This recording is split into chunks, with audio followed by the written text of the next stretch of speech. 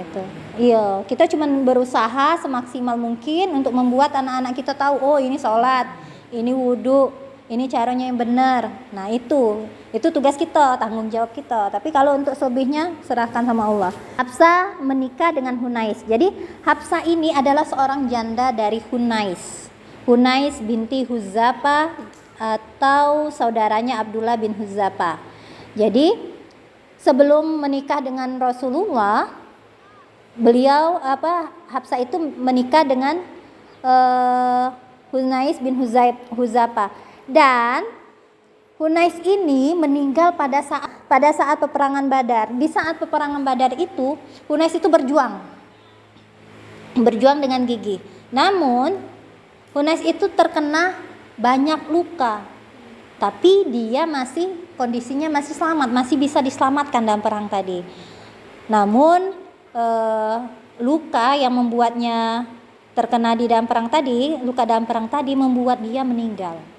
Jadi mungkin lukanya itu infeksi atau kayak gimana, akhirnya meninggal. Nah, karena kesedihan Hafsah ditinggal oleh suaminya, maka Abdullah Umar bin Khattab tadi merasa sedih dengan anaknya. Anakku masih muda, tapi sudah kehilangan suaminya menjadi janda. Nah, kesedihan ini ternyata diketahui oleh Rasulullah. Kesedihan Umar ini diketahui oleh Rasulullah. Sampai akhirnya Rasulullah ini pernah bercerita kepada Abu Bakar bahwa beliau itu ingin mengatasi masalah itu. Jangan sampai Umar tadi yang sedih, Hafsah tadi sedih, dia pengen mengembirakan mereka berdua. Tapi belum tercetus, baru diucapkan oleh Rasulullah kepada Abu Bakar. Nah, akhirnya Umar ini ngomong dengan Abu Bakar, meminta, maukah meminang anakku? Meminta karena tahu kan Abu Bakar yang dipintanya adalah Abu Bakar sama Utsman. Karena orang-orang ini adalah orang-orang yang dekat dengan Rasulullah yang sudah diketahui kepribadiannya yang baik. Akhirnya ngomong, minta sama Abu Bakar dengan Utsman, siapa yang mau meminang anakku? Ketika bertemu dengan Abu Bakar tidak merespon, tidak memberikan jawaban yang memuaskan, yang membuatnya sakit hati. Dia ke tempat Utsman, tapi di Utsman juga ditolak. Utsman itu tidak membuat menyenangkan ya, dengan jawabannya menyenangkan. Akhirnya Umar sakit hati dan mengadulah kepada Rasulullah. Diadukan masalah itu dengan Rasulullah. Akhirnya Rasulullah berkata, Hafsah akan menikah dengan orang yang lebih baik dari Utsman.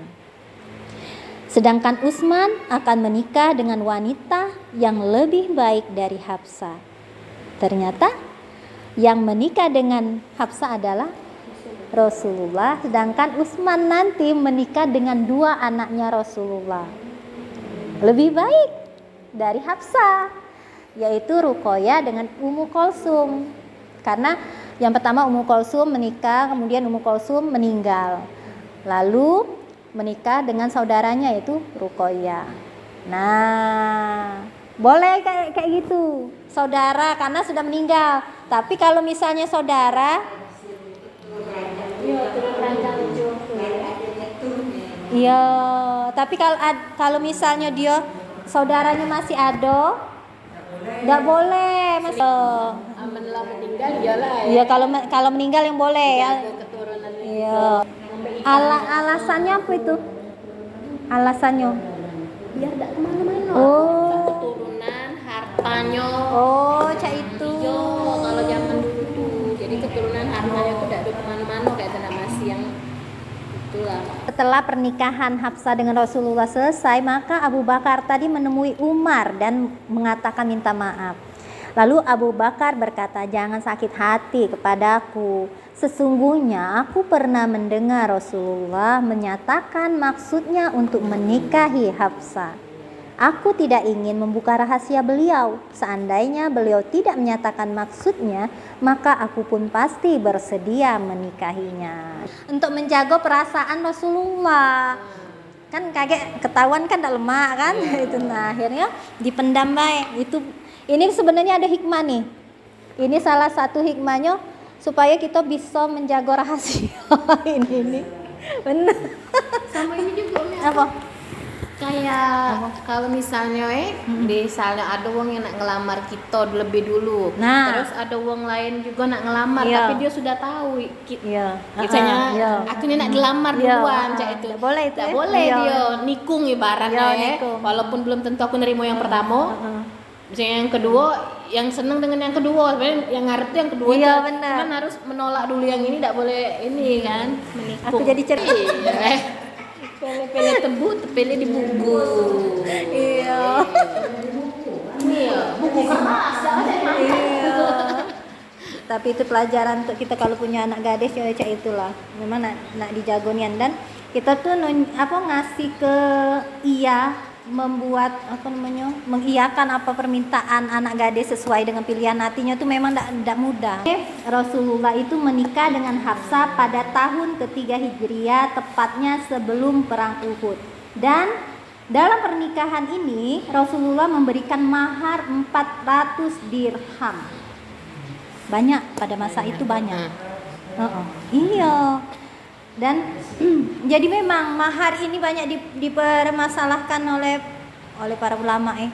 Jangan galak dikasih mahar seperangkat alat sholat, karena mahar itu pemberian laki-laki wajib untuk calon perempuan.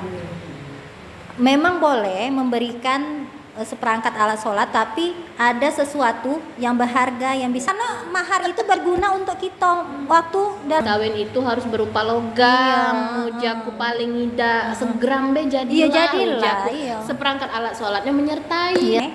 Hafsah ini mempunyai kedudukan yang tinggi di hati Nabi, bahkan termasuk salah seorang istri yang istimewa di antara istri-istri beliau yang lain. Dan Aisyah itu mengakui bahwa tentang keistimewaan Hafsah. Hafsah itu, kata Aisyah, adalah salah seorang istri Nabi yang nyaris setara denganku. Maksudnya itu setara dalam hal keilmuan. Karena Hafsah itu banyak juga meriwayatkan hadis, tapi lebih banyak Aisyah. Nah, itu ya. Dan ketika Abu Bakar menjadi khalifah, Hafsah itu diminta untuk menjaga mushaf Al-Quran. Pada saat itu kan Al-Quran itu ditulis di pelepah, di kayu, nah itu ya, di batu dulu. Nah, tugas Hafsah itu menjaganya, karena Hafsah itu memang bagus sholatnya, puasanya bagus. Dan diakui oleh malaikat Jibril. Nanti ada kitab Sahih Bukhari Muslim dinyatakan bahwa Aisyah berkata, saat itu Rasulullah selalu minum madu di rumah Zainab binti Jahsi. Zainab binti Jahsi ini adalah istri yang ke berapa ya? Kelima. Yang kelima. Iya. Nah, itu yang salah itu. Iya, tapi ada bagiannya.